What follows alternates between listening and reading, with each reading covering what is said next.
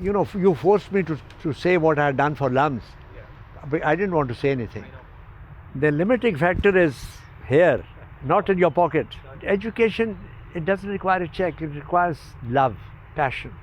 Assalamu alaikum ji, I'm Suleman Shahid, a faculty member at LUMS. Today we'll be talking to Babar Saab about public duties, Syed Babar Ali Foundation and his philosophy of giving. Assalamu alaikum Babar Saab, thank you very much for your time. Babar Saab, one thing you didn't mention really in detail is that your role in Gurmani Foundation. You've been supporting it, also being a part of the board. I was, it was Gurmani Saab's thought. Gurmani Saab's thought, yeah. But then he told me, he said, I've got 20 lakhs of rupees, how do you invest? So I said, you should invest where I have invested. So he put in 10 lakhs in packages and 10 lakhs in milk pack. And it's worth 4 billion rupees today. And he gets an annual income of 25 crores of rupees a year by way of dividend. So, and the family was, very grateful. They said, so I gave them new ideas. I said, we started Naksh here. Why did you start a Naksh in Tata Gurmani? We've started a health clinic there. We've started a teachers training program there. We have built 3 TCF schools there. Not only the brick and mortar, fully funded. Their annual expenditure to run the school is provided by Gurmani Foundation. But they are doing a lousy job, TCF, because their whole idea of having a teacher is spend money in transporting them rather than hiring the best kind of teachers. So there's a constant change of teachers, and they're not spending enough effort on training of teachers. And that's, I think, the problem in Pakistan. Yeah. And I've been through Mr. Naveed Riaz, whose brother is a member. I've complaining to them, and I've even threatened to stop the funding of these schools, so TCF will take them over and run it ourselves. But they have 1,500 schools. They can't bother about these 3 schools. But Gurmani Foundation also supported LUMS a lot. We see a lot of, No, I went to them and I said, you want to put your father's name in perpetuity with an organization which is going to live beyond all of us, and that is LUMS. And I said, I'll persuade the managing committee to name the biggest school after Nawab Gurmani, provided you give shares worth 1 billion rupees to LUMS. They initially gave 5 crores of rupees for the setting up of the Gurmani Center. Center for languages. For languages, because Gurmani Saab himself was very keen on languages, and his children are. So they were very generous. They never said no. But here I had to work for a year with the different he had 3 daughters. And 3 daughters had 3 husbands. And 3 husbands had 9 grandchildren. So all they had to be brought on board. But I must say, they finally agreed, and I tell you, this is the cheapest way of putting Nawab Gurmani's name there for 200 years, of giving 1 billion rupees worth of shares to LUMS. And I think the foundation has done a wonderful job. I think and I mean, all foundations do a lot of job, but the whole idea is that these foundations, I've seen them around the world, are becoming a handmaiden of the manager or the president of the foundation. And each one has his own liking or disliking. So luckily, Gurmani Foundation, I was been associated for 30 years. So there's been a continuity of thought and discussion there. And it's the same way with my own foundation, but I hope it will continue after I'm gone. And this is an excellent point to move to your foundation, Babar Saab. So it started as a Syed Maratib Ali Trust. Tell us how it started, how was it financed, what was the vision behind it, and then move to your foundation later on. Well, though I was the youngest son. And that was your idea, by the way. I told my father, I said, why did you set up a trust? He just kept quiet. He thought over it. He discussed with whoever the legal advisors were, So he set up a trust. His own resources were limited, meager. And he said, we had a lot of property in the Lahore cantonment. And a lot of property meant about 40 properties. Half of that went to his brother, half of it went to my father. So he picked up 3 of those properties and put them in the trust. And in the trust deed, he said the income from these 3 houses would be spent on azadari, on the maintenance of our Imam Barga and the majalis that we have, on the maintenance of the property, and the third was for the support to his needy relatives. So it was there.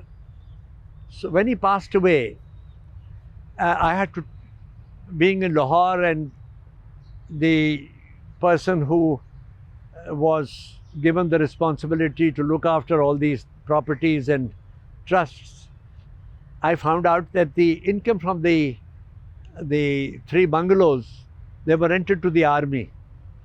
And of course, once you take a house on rent, then the rent never goes up.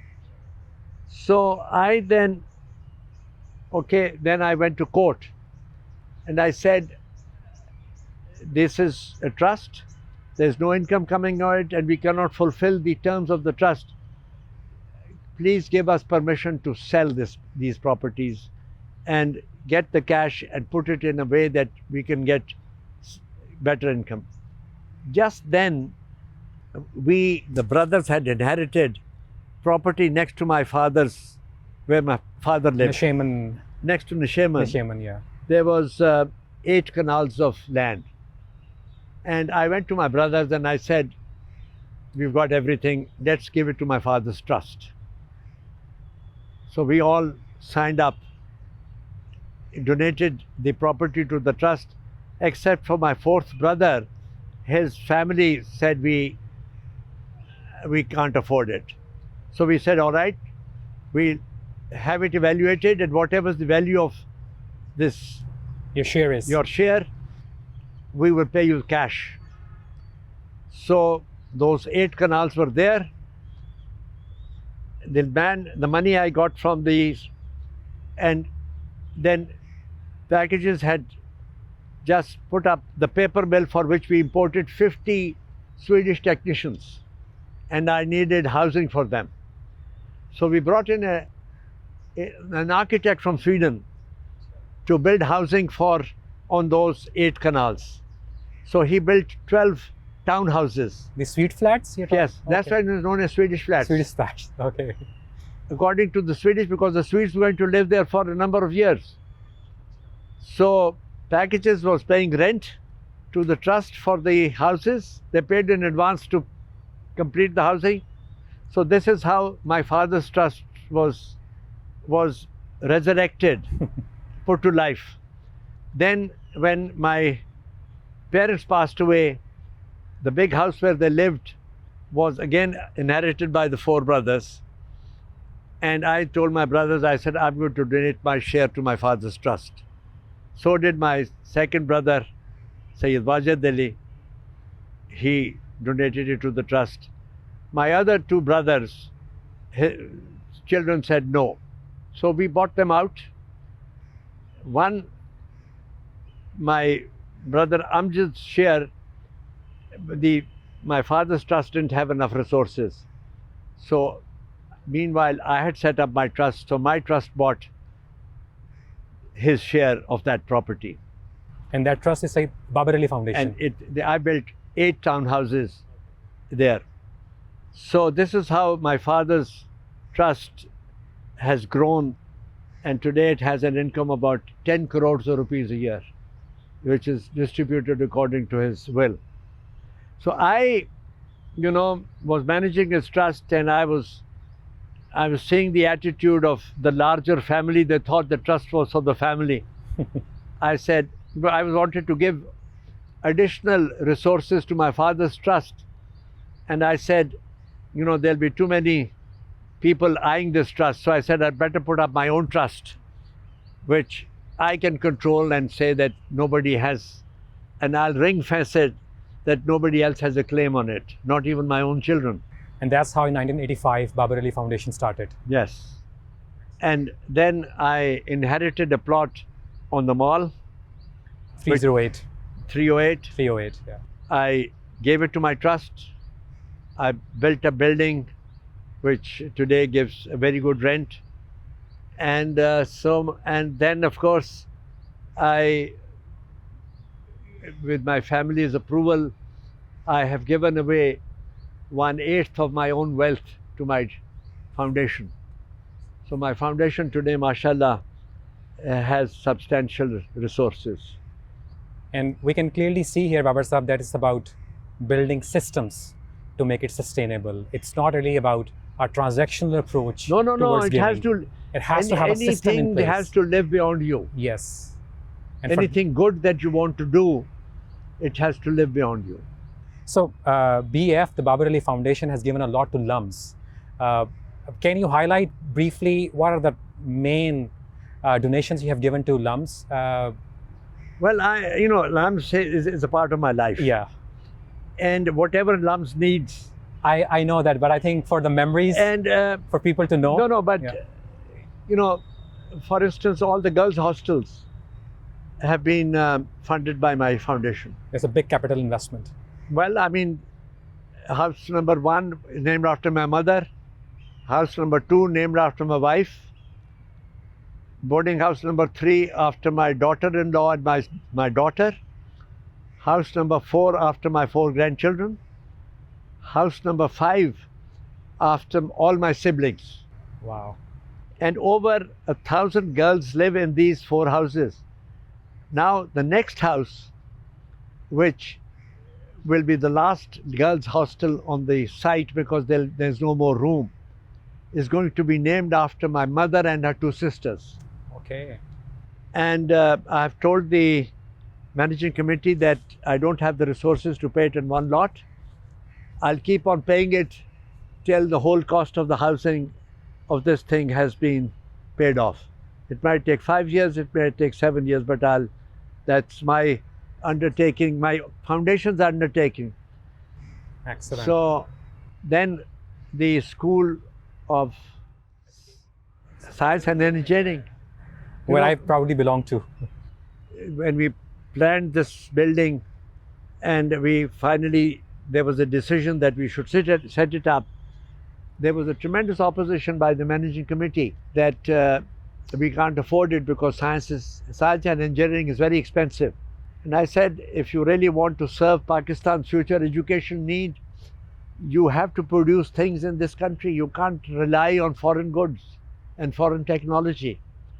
Because we had found out, that through this study that Khurram and Awais made, that we were teaching yesterday science, and there was no R&D in any of these colleges and universities in the country. So we said we'll put up a university which is going to teach tomorrow's science with no boundaries and new R&D, and get the best faculty that we can afford or that we can attract. And I said, I'll raise all the money, not to build it up, but to equip it and to run it. So that's what is happening. And so I'm the port of first call or last call. If anything happens at the School of Science and Engineering, I would give my shirt to make sure that they get what they need. Now, I've seen that in the last 5 years again and again, Babar Sahab. Did the foundation also contribute to School of Education? 100%. Excellent. I went to the managing committee. I said, we've done everything, but we have not produced educationists, people who would worry about the education policy, who would think in terms of curricula, who would think in terms of pedagogy, and who would think in terms of what the future methodology of education should be. So I said I will fund it totally, which I did. And named after my father and my uncle. Uncle, yeah. Excellent. Babar Sahab, you have given a lot to LUMS. do you have any specific message to those who can afford but don't give to LUMS, and why should they give? Why it is important to give? Well, I mean, if you look at the history of all private universities around the world, they are funded by their alumni. They are the ones who have benefited from it. Yeah. And I keep on telling the alumni that this place needs you, not only your money, your passion, your love, whatever you can, your blood and sweat. Yeah. If you don't, I mean, I treat every education institution as my mother. If you don't look after your mother, you'll go to hell. Very true. And I have seen students who are very supportive. I've looked at students in the eye, they said, we paid the fees, we've done our duty to LUMS. They don't realize the fee is only a fraction of the total cost of what they got. I mean, it's saying that I've looked after my mother, you know, I bought her a suit and I paid her for the love she gave me. You can never do enough for your parents. And I recognize that looking after your education institution, I look at Sacred Heart the same way. I look at HSN the same way. If they need anything, I'm always there. I'm the fire brigade, you know, or this 1122 or whatever you call it, 911 in America. 1122 first. So they give me a call and I'm there at their disposal, because that place has opened your eyes, has given you ability to think, to be what you are. Yeah. And I think people at LUMS are certainly the luckiest 1% and 2% in Pakistan, the kind of exposure they get. I know, but this, Shahid, is a part of your responsibility as a faculty, that take up two to 3 minutes in every class to talk to the students. One is about personal integrity. And the second thing is that your real success is not what you have, but what you give. Beautiful. Babar sir, my last question on LUMS, and then we move to the next part, and that is it very difficult to make another LUMS? No, it's not difficult. I mean, I'm sure that there are thousands of Babar Alis better than me. But it doesn't require money, it requires love and passion. Yeah. So unless you have that in you, you can't set it up. I was talking to Hussain Dawood, you know, he set up this Karachi Business School. And I told him, I said, don't do it. You are doing it because you want to spite your cousin Razak. You would have spent 100 crores and you will get nothing out of it. Why don't you give it to an institution that is already working? I don't see. He gave us money for the dean's chair, with contribution, 12 crores of rupees he gave. He gave money for the mosque. But I said, give it to any cause. But education, it doesn't require a check, it requires love, passion. You have to be part of it. Absolutely, spot on. Babar sir, another initiative which I witnessed, I visited the place, and you have done a wonderful job there, is your school in Saidawala. The architecture is beautiful, there's a lot of energy in teachers. How that project started and how is it going now? Well, it's struggling. It's struggling? It's struggling in the sense that we are able to educate the girls there. They are not able to get good marks in the examinations because the matriculation examination is based on rote learning. And we are not teaching them rote learning. I was looking at their results and they are not, you know, of a quality that would get them admitted to a better education institution. So we are struggling with it. We have just engaged a new educationalist lady to go and live there, think about it as to how we can, you know, the whole idea of a school is to educate people who can speak, think, read, write, not who can reproduce a lesson.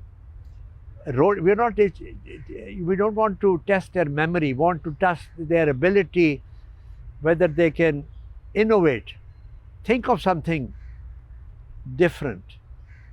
And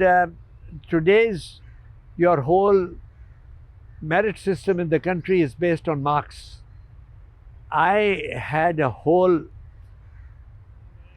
brigade of mothers from Ancient College wanting to see me because their sons had not got enough marks under this new system. And I said, I can't do anything about it. Whatever the principal decides, that's the final word. And I conveyed to them, I said, I was there for 9 years, of which my father was on the governing body for 5 years. My son was there for 14 years. My grandson was there for 10 years. You know, in all these 9 plus 14 plus 10 is 35 years. Not once anybody went to Ancient College to inquire what we were studying, what marks we got. That was not our, so long as it's going to school, that is fine. And leave it to the school to decide how good or bad he is. Here the mothers go and argue about the grades. You are having the same problem at LUMS, that students come and argue about marks. I would throw them out of the room. I got a 3rd in my senior Cambridge. I got a compensated failure in my English paper, and the Cambridge people who saw my other papers, I got a gold medal in history and geography. I got a gold medal in science and mathematics. They said, we will give him a compensated failure in English. I haven't done too badly. So, I mean, a school like HSN is there not to make a nerd out of you, it's to make a good human being out of you. And I can tell you what little I have done in life, I owe a great deal to HSN College. That's why I'm in love with that place. Absolutely. Sir, one of your friends, Kishup Mahindra, you were very surprised to see that the scale he was working on, 30,000 Mahindra scholarships he was giving, and then he was doing better. And you wanted to bring the same scale to Pakistan. Why are we unable to bring this scale in Pakistan at many different stages, at corporations, at not-for-profits, and in charity organizations? Why scaling has been an issue in this country? In this country, nobody recognizes support or anything that you can do for people. I mean, for instance, at LUMS, for the last 20 years, almost 30% of all students at LUMS are on some kind of financial aid. I have not seen a single letter by any student who has left LUMS to say, thank you, LUMS, for what you did for me. We are a nation of, I mean, I don't want anybody to thank me, but they have to be grateful for somebody who has helped them. We are very ungrateful people. True. Some last 3 questions, and they're about your general philosophy of giving and about hope. And one thing you said very beautifully in your book is that you taught 4 things to your kids. Be truthful, must not show off, do not overspend, and don't try to show that you're better than somebody else. Did this whole philosophy also help you in giving? Absolutely. Absolutely. I mean, you forced me to say what I had done for LUMS. Yeah. But I didn't want to say anything. I know. And, there's an old saying that your left hand should not know what your right hand has done. And there is one benefit of naming something, is it might promote others to follow your example. Absolutely. And I keep on repeating this lesson that I got at H.N. College, which I repeated the other day at a function, that, you know, when I joined H.N. College in October 34, in January of 35, we had a terrible spread of bad throat. Everybody was coughing at H.N. College. So the principal decided that in the first half hour, everybody's going to march down. We were only 80 students. March down to the dispensary and gargle with potassium permanganate. Pinky we used to call it. Coming out of, in those days, you know, we didn't even have glass, glass glasses. We had metal glasses. Okay. So that students wouldn't break them. And this horrible tasting pinky, we were asked to gargle. And I noticed that that dispensary had a stone. It said, gift of Sardar Balwant Singh of Ber, Ludhiana. Ber is a village in Ludhiana, and Balwant Singh was a student at H.N. College in the early 1900s. It struck me, and I said, here was somebody who's gone past, and H.N. still remembers his name. Absolutely. And that, to me, has been one of the sort of prompting things that why can't you be a Baldev Singh? Yeah. And I think, Babar Sahib, this is very important to talk about these things, because very often people think that this is automatically done. There is nobody behind it. You know, I think people need to realize that there are people like them are behind these initiatives, and they've put money into this, and then they're role models, and they need to follow those role models. The whole idea really is somebody else should have a bigger building than him. Absolutely. You know, it's an invitation, not a show off. I think that, and that's very important to talk about it. Your cousin, Fakir Wahiduddin Saab, once told you, what we give, we have, what we spent, we had, and what we left, we lost. So do you think you have given enough? When someone can actually stop giving? No. When is enough? 10%, 20%, 30%? Is there a personal benchmark? No, there is. No, I mean, he narrated this. This was an epitaph on a tomb. Yeah. And no, I think when it comes to giving, there is no limit. The limiting factor is here, not in your pocket. Not in your pocket. And my own feeling is, what little I've done is not enough. And that keeps you moving. No, it's and I found out that you never run out of money. You know, Sheikh Sadi, I'm a great believer and follower of his. Indeed. He said, you know, he lived to a very ripe age. Some people say he lived over 100 years. He said, throughout my life, I've been looking for two people. One who was cruel and didn't pay for it, and one who gave and became poor. Subhanallah. And I certainly believe that I've never seen anybody who has become poor by giving. Babar Sahib, there is this recent movement of giving back all over the world, especially these big tech companies in USA. Their founders are giving back, and they're giving back a lot of money, billions of dollars. And many people complain that, you know, first you earn this money by using right and wrong means, and then you start giving it back. How do you look back at this kind of a charity, and how do you look back at this kind of a criticism? What is your view on that?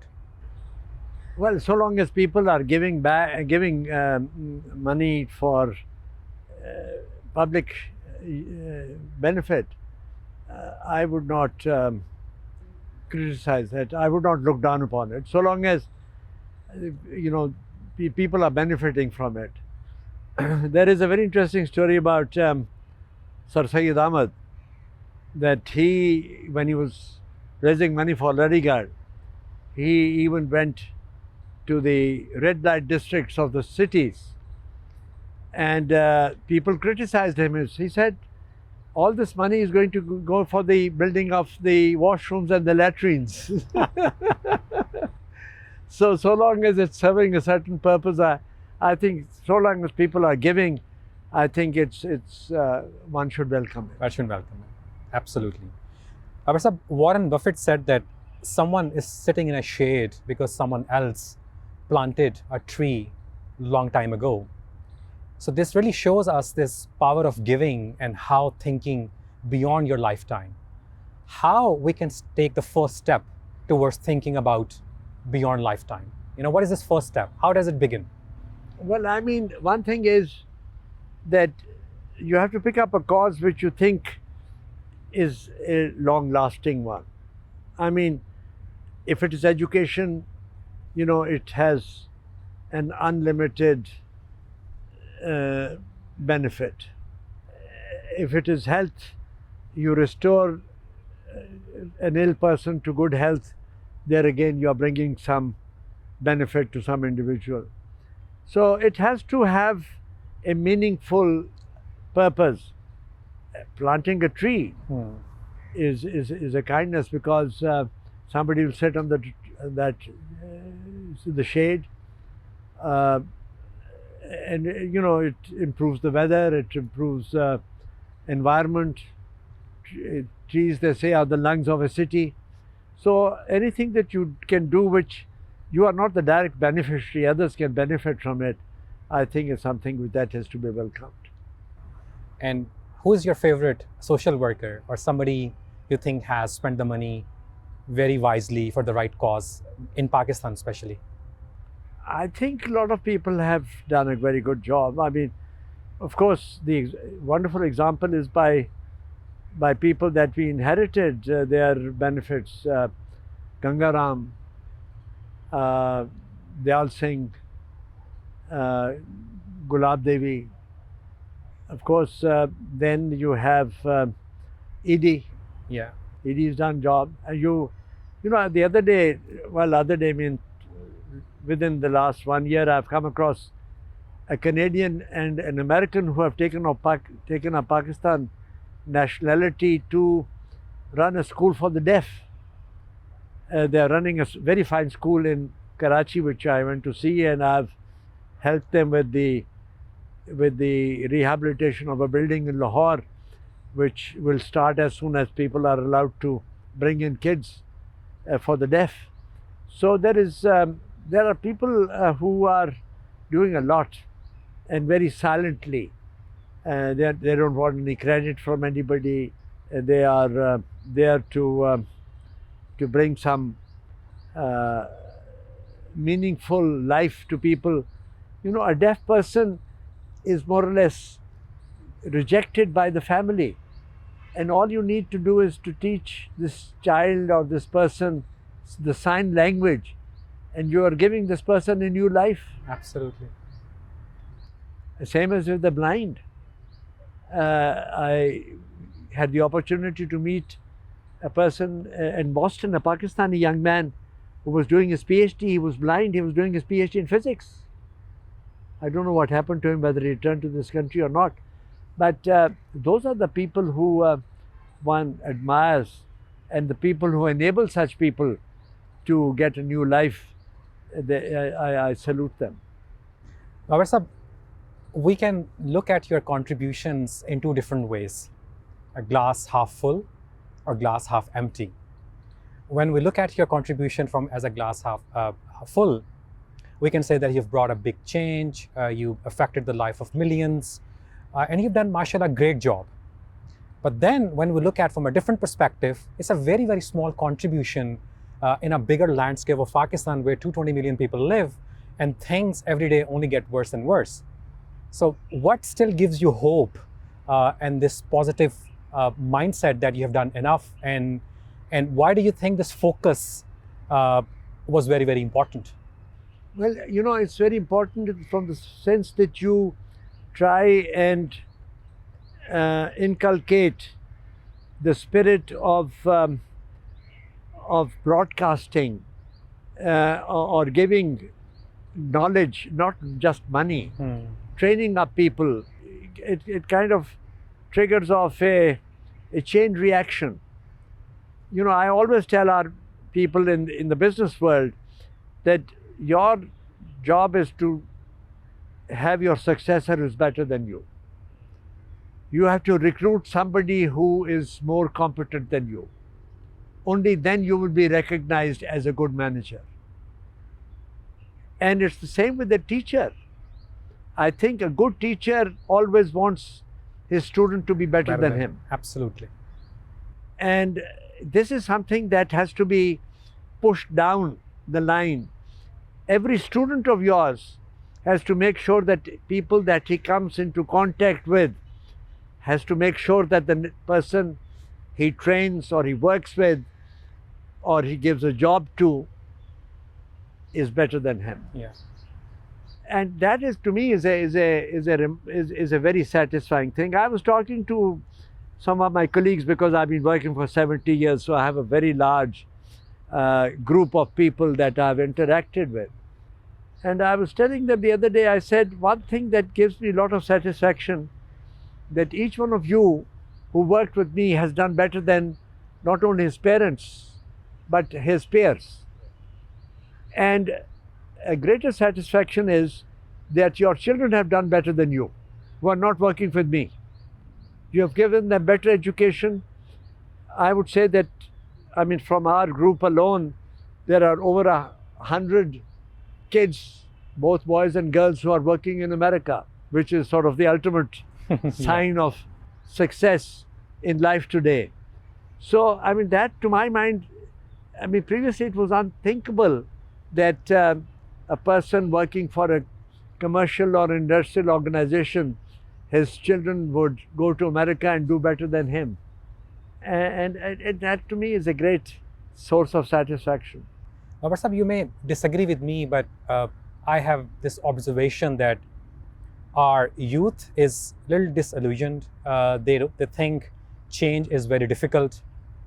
And also, they think about a very big canvas. They think that the change has to come in a binary way. Either there'll be a change or there'll be no change. And it is very difficult to focus and think on maybe on a micro level and start small. And what happens actually, it brings lots of frustration, because when you can't bring a big change, you think nothing is possible. And then you want to leave this country, you don't want to start. So your life tells us that it's important to be focused, have a goal, start small, and then really, start aiming at that particular journey, and then, get through this, look at in a sort of meaningful way. What is your message for this youth who think change is impossible? Well, I mean, I try and work in my own small way, but I can tell you, you as a member of a faculty, as a person who interacts with the youth in the classroom, you have to inculcate that spirit of focusing on your students.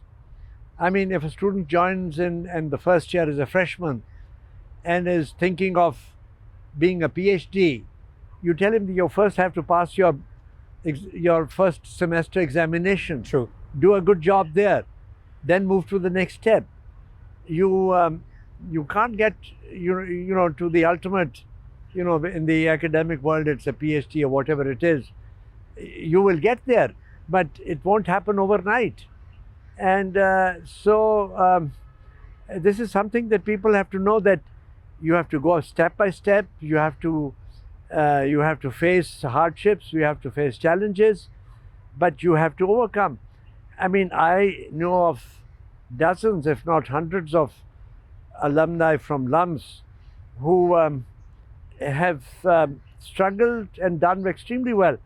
The wonderful example is somebody who passed away last week, Burhan Khan. Burhan Khan, yeah. He was a wonderful example. He was a fighter pilot. He decided to, I don't know whether he was thrown out of the Air Force or what, but he decided to join the first class at LUMS, where LUMS had no brand, no tradition, nothing to talk about, an unknown institute.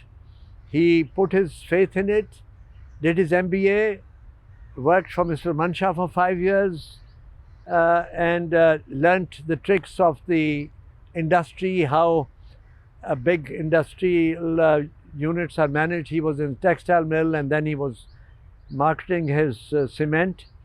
And then another classmate of his, they said, let's do something on our own. So they started a small textile operation and found a niche for themselves that they would make towels of high quality which they would sell to the hotel industry in America. And he and his partner, whom we met in the classroom at LUMS, did extremely well, but he was a man of adventurous. He 5 years ago, he was an avid motorcyclist. He bought one of these big BMWs, got onto the motorbike, went through the Karakoram highway into China, all the way to through Siberia, across the Bering Strait, into Alaska, across America, across Europe, came back on that motorcycle to Pakistan. Wow.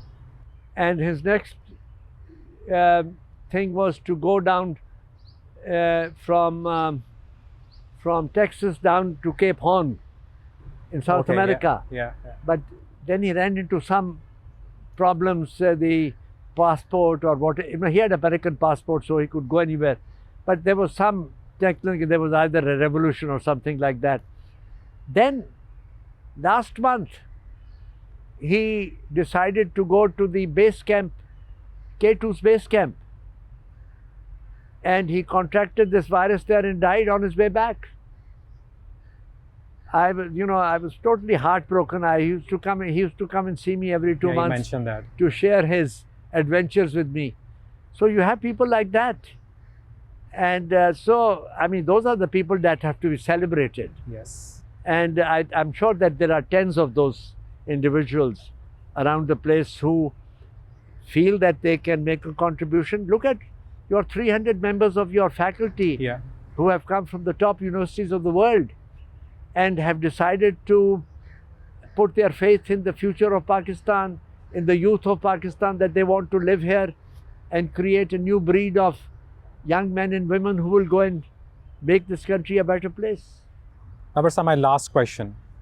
In the conclusion of your book, you gave a very interesting reference to this guy, George Mallory, who, after climbing Everest, said that somebody asked him, why did you do it? And he said that because it was just there. There are so many things out there in our surroundings, around us.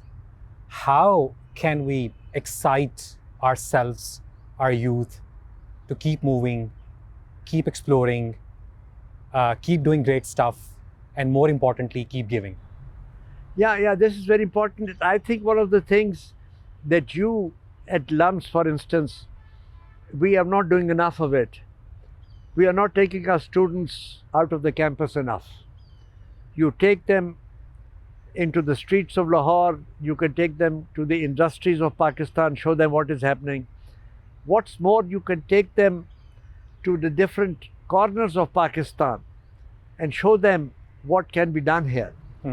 I've been trying to learn from the Sufi saints of the subcontinent. And one standing lesson that an elderly Sufi gave to his disciple was, for the next 5 years, you walk around the world wherever you can go, then you come back.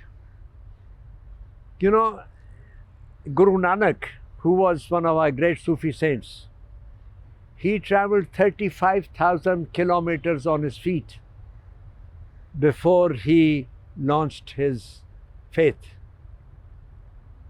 The same is with Baba Farid. He was encouraged to walk around by, either he did it or Hazrat Nizamuddin or Khaja Muinuddin. Each one of them had to spend 5 years walking around, smelling, seeing, looking, learning. And that, I think, is very important for your students, that you as this thing, you say, all right, next month, we are going to go up north and explore. And as you walk around, you are teaching them physics, chemistry, whatever it is, as you walk around the place. Because everything that you do in science, in mathematics, you can relate it to what you see in real life. So I think this is something, and this is what I was told by a friend of mine who came to see me this morning. He'd gone to Finland to study their education system. And he said they have more or less abolished examination in Finland. Yeah. There's no grading. There is hardly any classroom. The teaching is out in the open. You walk around, you travel around, you go in a boat, you sail, you travel in a train, you fly. That is education. And I think this is something that we need to add to your curricula. And don't be scared. We are a university. We write our own curricula, our own degree. So Experiment. this is something which you have to innovate. On this beautiful note, Babar Saab, thank you very much for your time, for today, for all the previous episodes. It's been a wonderful journey. I'll never forget in my life. It's been amazing, amazing, great days. Thank you very much.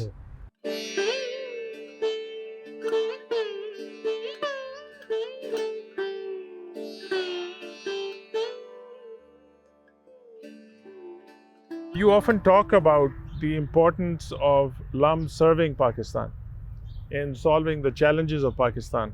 So when you think about that in the sense of a future for the next generation, what should we focus on in particular in Pakistan that could have a real impact? You have an obligation of not just looking after yourself. You've got to make sure that Pakistan does well. And it can only do well if you help somebody else. Sure. I think this is something which has to be driven home, that you can only succeed in life when you have left a good legacy behind.